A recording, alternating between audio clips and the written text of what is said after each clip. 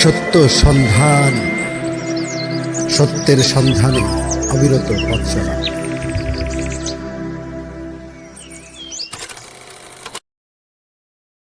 আসসালামু আলাইকুম। সম্মানিত দর্শক ভাই বোন বন্ধুরা, সকলকেই সত্য সন্ধানী চ্যানেলের পক্ষ থেকে স্বাগতম জানাচ্ছি। আমি ডাক্তার মোহাম্মদ কামরুল হাসান। আজকে যে টপিকটা নিয়ে মূলত আমরা আলোচনাটা করব, সেই টপিকটা হচ্ছে বর্তমান সময়ের সবচেয়ে আলোচিত যে বিষয়, সেটি হচ্ছে নারী সংস্কার কমিশনের দেয়া সংস্কার প্রস্তাব। এই সংস্কার প্রস্তাবের বিষয়ে কথা না বলে আর থাকা গেল না, কথা বলতেই হচ্ছে। একজন সচেতন নাগরিক হিসেবে আমি আমার দায়বদ্ধতা থেকে আমি মনে করি এটার বিষয়ে আওয়াজ উঠানো দরকার, যে কারণে আমি প্রতিবাদ জানাচ্ছি। সর্বপ্রথম যে বিষয়টা আসবে সেটা হচ্ছে নারী পুরুষের পিতামাতার সম্পত্তিতে সমান অংশ, এটা তাদের একটা প্রস্তাবটাকে আমি সরাসরি প্রত্যাখ্যান করতেছি এই কারণে যে এই বিষয়টা নিয়ে বহু আগে থেকেই বাংলাদেশে আইন প্রচলিত আছে। প্রত্যেক মানুষের জন্য যার যার ধর্মের আইন আছে। বাংলাদেশে হিন্দু ধর্মীয় আইন আছে, হিন্দু ধর্মের পারিবারিক আইন, বিবাহ আইন, মুসলিম ধর্মের পারিবারিক আইন, বিবাহ আইন। তার মানে সম্পদের বন্টন নিয়ে আগে থেকেই মীমাংসা করা আছে, এটা ধর্মীয় বিষয়ের সাথে সম্পৃক্ত। যেহেতু বাংলাদেশ একটা ধর্মভীরু দেশ, এটা বলতেই হবে, স্বীকার করতে হবে, আপনি মানেন আর না মানেন। কারণ বাংলাদেশের 95% মানুষ ধর্মকে বিশ্বাস করে। হ্যাঁ, কিছু মানুষ আছে, বাকি 5% যারা নাস্তিক, অর্থাৎ যারা কোনো ধর্মকেই মানতে চান না। তারা আছেন ধর্ম ছাড়া একটা সমাজ কায়েম করার জন্য চেষ্টা করতেছেন। তো সেই 5% লোকেরই কিছু অংশ হচ্ছে বর্তমান নারীবাদী সংস্কার কমিশনের অন্তর্ভুক্ত। তো নারীবাদী কমিশনের সংস্কার কমিশন, বর্তমান যে কমিশনটা প্রস্তাব রাখছেন, সেই কমিশনটাকে আমার পক্ষ থেকে আমি একজন সচেতন নাগরিক হিসেবে প্রত্যাখ্যান করতেছি। এই কমিশনটাকে অবিলম্বে বিলুপ্তি করা হোক, নতুন কমিশন গঠন করা হোক, যেখানে অবশ্যই ধর্মীয় স্কলার থাকবে। হিন্দু ধর্মের পণ্ডিত থেকে শুরু করে মুসলিম ধর্মের যারা স্কলার আছে, খ্রিস্টান ধর্মের যারা আছে, তাদেরকে নিয়ে কমিটি গঠন করতে হবে। এখন প্রশ্ন আসতে পারে রাজনৈতিক দল নিয়ে পরামর্শ করলে দিতে হয় না, রাজনৈতিক দলে এটা সমাধান দিতে পারবে না। কেন দিতে পারবে না? রাজনৈতিক দল যে কাজটা করবে সেটা এই ধর্মীয় নেতাদেরকে নিয়েই করতে হবে। কারণ এখানে ধর্মীয় স্কলার বা ধর্মীয় জ্ঞানী ছাড়া আপনি কোনোভাবেই এই ধরনের সিদ্ধান্তে পৌঁছতে পারবেন না, সে যে রাজনৈতিক দলই হন। যদি এরকম হইতো তাহলে বাংলাদেশে যখন 71-এ সংবিধান রচনা করা হয়, তখন মুসলিম পারিবারিক আইন, হিন্দু পারিবারিক আইন করা হতো না।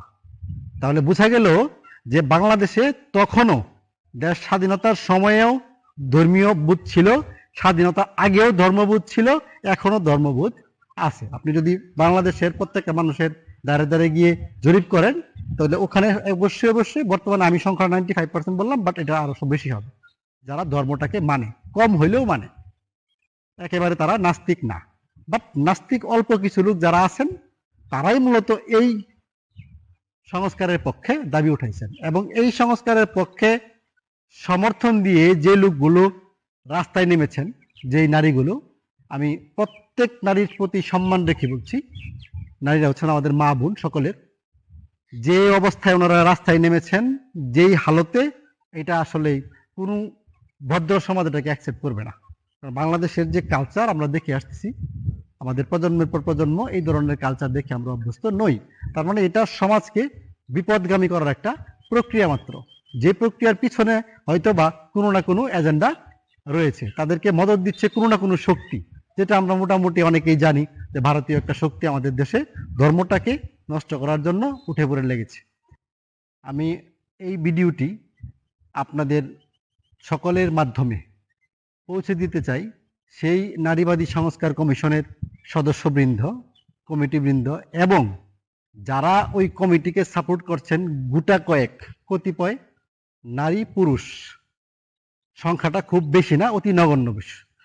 এখানে দলমত নির্বিশেষে হিন্দু, বৌদ্ধ, মুসলিম, খ্রিস্টান, সকল ধর্মের বাহিরে যে লোকগুলো এই সংস্কার কমিশনকে সাপোর্ট দিচ্ছেন বা এই সংস্কার কমিশনের মধ্যে আছেন, তারা কেউ ধর্ম চর্চা করেন না। তাই আমি ধর্ম নিয়ে কথা বলবো না, ধর্মের বাহিরেই কথা বলবো। কারণ ধর্মীয় কথা বলতে গেলে আপনারা মনে করবেন যে তারা অন্ধ ধর্ম বিশ্বাসী ধর্মান্ধ, এই শব্দগুলো জুড়ে দিবেন। সে কারণে আমি টোটালি এই শব্দগুলো বাদ দিতে চাচ্ছি।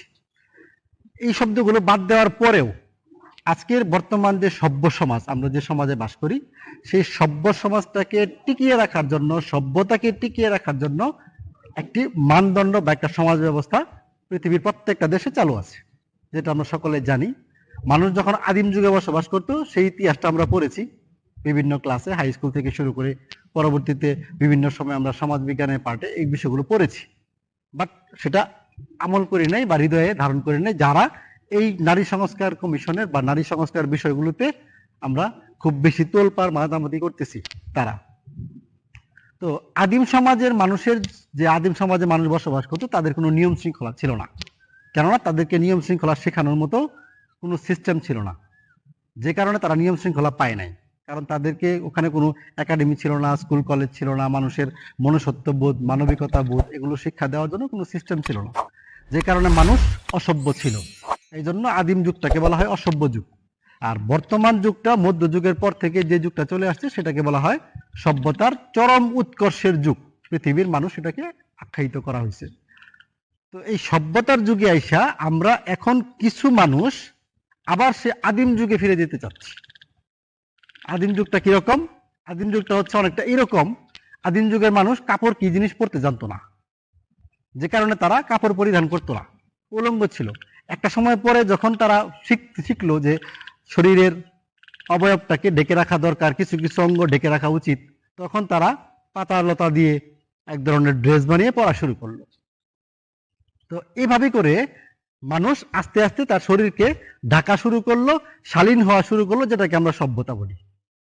কিন্তু ইদানিং আমাদের সমাজে, বিশেষ করে আমাদের বাংলাদেশে আমরা লক্ষ্য করতেছি এই বিষয়টা অন্যান্য দেশে কম, আমাদের দেশে বেশি, যে এক শ্রেণীর মানুষ যারা চাচ্ছে ওই আদিম যুগে ফিরে যেতে, তারা পোশাকের স্বাধীনতা চাচ্ছে। পোশাকের স্বাধীনতা আমাদের দেশে সবসময় বিরাজমান ছিল, শুরু থেকে আজকে পর্যন্ত বাংলাদেশের কোথাও কোনো স্কুল কলেজে বোরকা পরা বাধ্যতামূলক, হিজাব পরা বাধ্যতামূলক এরকম কোনো আইন কোথাও নাই কোনো স্কুল কলেজে, এবং কেউ বোরকা পরে যায়ও না। হ্যাঁ, কেউ যদি যায় সেটা তার ব্যক্তিগত বিষয়। তার মানে আপনারা যেই বিষয়টার জন্য আন্দোলন করতেছেন সেটা অলরেডি আপনাদের স্বাধীনতা আছে, পোশাকের স্বাধীনতা আমাদের দেশে আছে। তবে স্বাধীনতার নামে যদি আপনি বেহায়াপনা, নগ্নতাকে প্রাধান্য দিতে চান আপনার ব্যক্তিগতভাবে, তাহলে সেটা অবশ্যই দিতে হবে আপনাকে একটা নির্দিষ্ট স্থানে। পৃথিবীর সব দেশে আপনি যখন যাবেন, অন্যান্য দেশে, সেখানেও কিন্তু আপনার কিছু কিছু ক্রাইটেরিয়া আছে, কিছু কিছু এরিয়া আছে, যেই এরিয়াগুলোতে আপনি চাইলেও যেভাবে খুশি সেভাবে পোশাক পরিধান করতে পারবেন না। প্রত্যেকটা এরিয়ার জন্য আলাদা আলাদা ড্রেস কোড মেনটেন করতে হয়। আপনি চাইলে রোডের মধ্যে ইচ্ছা করলে একটা শর্ট প্যান্ট পরে আর একটা শর্ট কাপড় পরে ঘুরতে পারবেন না, সেখানে একটা মিনিমাম ক্রাইটেরিয়া আছে। আবার কিছু কিছু জায়গা আছে যেখানে আপনি উলঙ্গ থাকতে পারবেন। তার মানে এটা জায়গা বিশেষ করা হয়েছে পৃথিবীর অন্যান্য বিধর্মী কান্ট্রিতেও, যারা ধর্মের চর্চা করে না। বাট আমাদের দেশ যেহেতু একটা ধর্ম প্রধান দেশ, এখানে মুসলমানরা তাদের ধর্ম পালন করে, হিন্দুরা তাদের ধর্মটা পালন করতেছে যথাযথভাবে, খ্রিস্টানরা তাদের ধর্ম পালন করে, বৌদ্ধরাও তাদের ধর্ম পালন করে। কোন ধর্মের মধ্যেই অশালীনতাকে প্রাধান্য দেওয়া হয় না, কোনো ধর্মের মধ্যেই অশালীনতাকে কোনোভাবেই এটাকে অনুমতি দেওয়া হয় নাই, সম্পূর্ণভাবে নিষিদ্ধ। তারপরেও আপনি আপনার মতো করে অশালীন হইতে চান হন, কিন্তু আপনি আরেকজনকে ডিস্টার্ব করার অধিকার তো আপনার নেই। আমাদের দেশের কালচারটা কিরকম সেটা আপনাকে বুঝতে হবে, সেই কালচার অনুযায়ী আপনাকে চলাফেরা করতে হবে। আপনি যদি থ্রি পিস পরে ঘোরাঘুরি করেন, আপনার কথা কেউ না করে নেই। আপনি প্যান্ট গেঞ্জি পরে ঘোরাঘুরি করতেছেন, সেটা তো কেউ নিষেধ করা নেই। এটা বাংলাদেশে অ্যাভেলেবেল চলতেছে। আমাদের দেশে শহরের মেয়েরা, বর্তমানে গ্রামের মেয়েরাও প্যান্ট গেঞ্জি পরে শার্ট পরে ঘুরতেছে, এটা নিয়ে কোনো সমস্যা নাই, সমস্যার কথা বলা হচ্ছে না। তার মানে আপনাদের স্বাধীনতা আছে। তারপরে আপনারা যেটা চাচ্ছেন সেটা হচ্ছে মূলত এই স্বাধীনতা চাওয়ার পিছনে নিজেদের একটা আলাদা সোসাইটি তৈরি করা, যেখানে আপনারা উলঙ্গপনা করতে পারবেন, বা যেখানে আইয়ামে জাহিলিয়াতের যুগে যা হইতো, কোনো নিয়ম শৃঙ্খলা ছিল না, এরকম একটা সমাজ ব্যবস্থা আপনারা চাচ্ছেন, যেটা সমাজের জন্য অবশ্যই অবশ্যই ক্ষতিকারক। কারণ বাংলাদেশের, আমাদের দেশের যে মহিলা সমাজ, সেই মহিলা সমাজের যে সংখ্যা পুরুষের থেকে বেশি বর্তমান। তাহলে পুরুষের থেকে বেশি যদি মহিলার সংখ্যা হয়, সেখান থেকে অল্প কিছু সংখ্যক নারী, আপনারা যারা এই আন্দোলনে যুক্ত হচ্ছেন, এদের কেউ কোনো ধর্মই পালন করেন না। কিন্তু বাংলাদেশের 95% নারীরাই ধর্ম পালন করে, যার যার ধর্ম। তার মানে তারা কখনোই আপনাদেরকে সাপোর্ট করতেছে না, এখন আন্দোলনের মধ্যেও সাপোর্ট করতেছে না। তার মানে আপনি যদি এখন ঘরে ঘরে জরিপ করেন তাহলে কোনো মহিলাই আপনাদের এই আন্দোলনটাকে সাপোর্ট করবে না, বরং আন্দোলনটাকে দমানোর জন্য তারা মাঠে নামতে বাধ্য হবে যদি আপনারা খুব বেশি বাড়াবাড়ি করেন। অতএব আপনাদের উচিত হচ্ছে যেখানে যেই সিস্টেম প্রচলিত আছে সেই সিস্টেমটাকে মেনটেন করে আপনাদের কার্যক্রম চালিয়ে যাওয়া। এরপরে আসি আমরা যৌনতার বিষয়ে। আপনাদের দাবি হচ্ছে আমার দেহ আমার ইচ্ছা। তার মানে আপনারা দাবি করছেন কি স্বামীর বিরুদ্ধে ধর্ষণ মামলা করা যাবে। তার মানে এখানে একজন স্বামীর বিরুদ্ধে যখন একজন স্ত্রী ধর্ষণের মামলা করবে তখন এখানে আপনারা কারণ দেখিয়েছেন কি, যে স্ত্রীর যখন মন চাইবে না তখন হয়তো বা সে স্বামীর সাথে সম্পর্ক করতে মিলন করতে বাধ্য নয়, স্বামী জোরাজুরি করলে তাকে ধর্ষণ বলা হবে। হ্যাঁ, এটা আমিও মানছি যে এটা জোরাজুরি করলে সেখানে জোরাজুরি করাটা অনুচিত। কিছু কিছু পুরুষ আছে অনেক সময় জোরাজুরি করে, এটা স্বামী স্ত্রীর মধ্যকার বিষয়। এটা পৃথিবীতে কখনোই কোথাও জানাজানি হয় নাই, এটা ঘরের অভ্যন্তরেই ছিল, এমনকি পিতামাতাও জানে নাই কখনো। বাট এটাকে আপনারা নিয়ে আসছেন কোথায়, একেবারে বাজারে নিয়ে আসছেন। আচ্ছা, স্বামী স্ত্রীর সম্পর্কটা কি বাজারের সম্পর্ক না ঘরের সম্পর্ক? এটা ঘরের সম্পর্ক, পবিত্র সম্পর্ক, এখানে কোনো অপবিত্রতার স্থান নাই। মেডিকেল সায়েন্স প্রমাণ করছে বারবার যে সকল নারীরা বহু সঙ্গে মিলিত হয় সে সকল নারীদের মধ্যে এইডস আক্রান্ত হওয়ার প্রবণতা বেশি হয়, এবং তাদের মাধ্যমে এইডস বাজারে ছড়ায়, মার্কেটে ছড়ায়, মানুষের মধ্যে ছড়াইতে পারে। অতএব ওই এইডস রোগের জন্ম কিন্তু একটা জায়গা থেকেই, সেটা আমরা জানি। তার মানে আপনি যখনই ব্যভিচারিণী হবেন তখন অবশ্যই অবশ্যই আপনাকে তার ফল ভোগ করতে হবে। অতএব আমাদের কি করতে হবে, ব্যভিচার থেকে দূরে থাকতে হবে, এটা করা যাবে না। এখন এটা নিয়ে আপনি যদি মতামত ব্যক্ত করেন স্বামীর বিরুদ্ধে ধর্ষণ, স্বামীর বিরুদ্ধে নারী নির্যাতন মামলা করতে পারেন আপনি, নারী নির্যাতন মামলা করার ওই সিস্টেম আছে, আপনাকে যদি সে নির্যাতন করে নারী নির্যাতন মামলা করতে পারেন, যেটা অলরেডি আছে আপনাদের পক্ষে আইন। কিন্তু ধর্ষণ মামলাটা কোনোভাবেই যৌক্তিকতা নাই, কারণ ধর্ষণ মামলা যখন একটা পুরুষ তার স্ত্রীর কাছ থেকে পাবে তখন সেই স্ত্রীকে নিয়ে ওই পুরুষ সংসার করবে না। তার মানে প্রত্যেকটা পুরুষ সংসারের প্রতি অনুরাগী না হয়ে বিরাগী হবে, তার মানে সংসার বাদ দিবে। তার মানে আমাদের দেশের টোটাল এই পারিবারিক বন্ধন সিস্টেমটাকে একেবারে ধূলিসাৎ করার জন্য আপনারা উঠে পড়ে লেগেছেন। কারণ আপনারা নিজেরা কোনো সম্পর্কের মধ্যে আবদ্ধ না, আপনারা চান না নিজেদের স্বামী থাকুক, আপনারা বহু পুরুষের সাথে মিলিত হবেন, যেভাবে খুশি সেভাবে চলবেন, আপনাদের স্বামীর বলার অধিকার নাই, স্বামী থাকবেন নামমাত্র লাইসেন্স, আপনারা যা খুশি তা করবেন। এইটা কোনোভাবেই মেনে নেওয়া যায় না। কারণ আপনারা যদি আপনাদের এই অধিকারটুকু চান তাহলে আমরা পুরুষরাও আমাদের অধিকারটুকু চাইতেই পারি, সেটা আমাদের নাগরিক অধিকার। অতএব আপনারা এই সব বিষয়গুলো নিয়ে বেশি বাড়াবাড়ি করার আগে একটু ভেবেচিন্তে করুন, এগুলো বন্ধ করেন, এগুলো বন্ধ করেন, এগুলো বন্ধ করেন। বারবার আহ্বান করতেছি আপনাদের, এই বর্তমান যে সিচুয়েশন তৈরি করতেছেন এটা আপনারা অল্প কিছু সংখ্যক লোক, অতএব এই অল্প কিছু সংখ্যক লোকের এই আন্দোলনের বিপক্ষে বাংলাদেশের একটা বিশাল গোষ্ঠী 95% নারী সমাজই আপনাদের বিরুদ্ধে। অলরেডি বহু জায়গায় আপনারা বক্তব্য শুনতেছেন, নারীরা বক্তব্য দিচ্ছে, বিভিন্ন সংগঠন সক্রিয় হচ্ছে। আমরা পুরুষরা এখনো পর্যন্ত কিছুই বলে নাই আপনাদের এই বিষয়গুলো নিয়ে। তার মানে এই বিষয়গুলো আপনারা এখন থেকে নিজেদেরকে সংযত করার চেষ্টা করেন। আপনারা আপনাদের সোসাইটিটাকে আপনাদের জায়গায় আপনাদের সিস্টেমের মধ্যে রাখেন, আপনারা যা খুশি করেন, কিন্তু সেটা প্রকাশ্যে না, সমাজকে নষ্ট করে না, সমাজ সমাজের মতো চলতে দেন, আপনারা সমাজের আড়ালে যা খুশি তা করেন। এটা নিয়ে আমাদের কোনো মাথা ব্যথা অতীতেও ছিল না, এখনো নেই। কারণ বাংলাদেশে বহু পতিতালয় চলতেছে, ভাসমান পতিতালয় চলতেছে, হোটেলে অসামাজিক কার্যকলাপ চলতেছে, এগুলা মাঝে মধ্যে পুলিশ গিয়ে রেড দেয়, কিন্তু সামাজিকভাবে আমরা কখনো এটা নিয়ে আন্দোলন করি নাই।